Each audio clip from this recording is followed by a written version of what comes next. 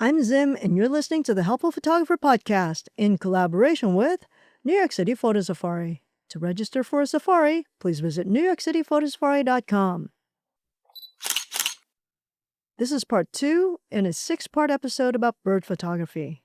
In the last episode, we talked about why I recommend shutter priority with auto ISO for bird photography, and why aperture priority will more often than not set you up for failure, especially with fast-moving birds.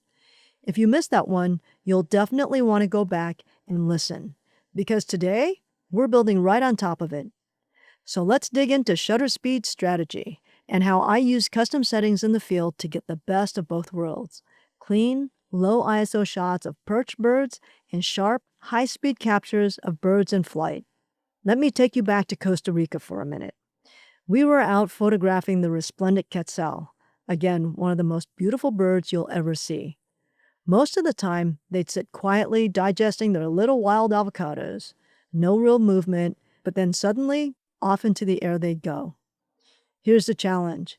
If I left my camera locked at 1/2000th of a second to be ready for flight, my ISO would shoot up to 20,000 or even 51,000 in the shade. Yes, today's cameras and software can handle that surprisingly well, but it's still noisy. And if the bird isn't moving, I don't need that speed. That's where custom settings come in. I've saved 2 setups on my camera. In custom setting 1, I have pre-capture turned on, shutter speed set to 1/2000th of a second, and high-speed drive mode. This is my action mode, perfect for birds in flight. In custom setting 2, I have no pre-capture, shutter speed closer to 1/500th of a second, and a slower drive mode. This is my perch mode, great for still birds, giving me clean, low ISO images. Here's how I would use my custom settings in the field.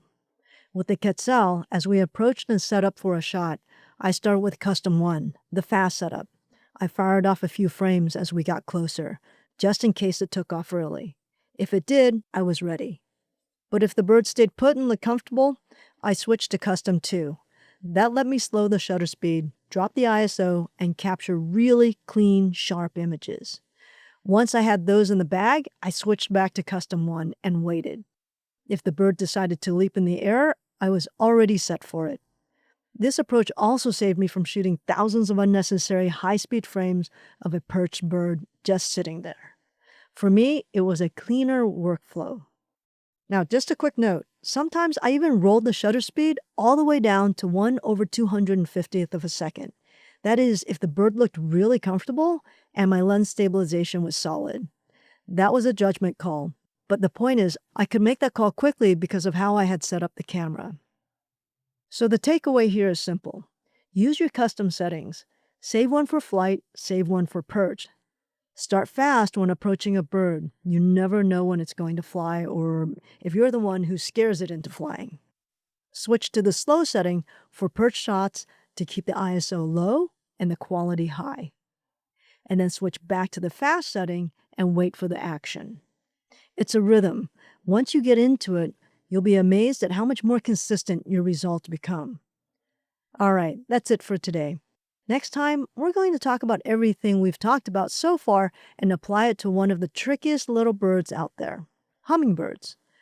We'll talk about how to anticipate their behavior, why I stick to super high shutter speeds for their wings, and when you might want to experiment with something slower for creative blur. Don't miss part 3. It's all about mastering hummingbirds. Until next time, keep on shooting.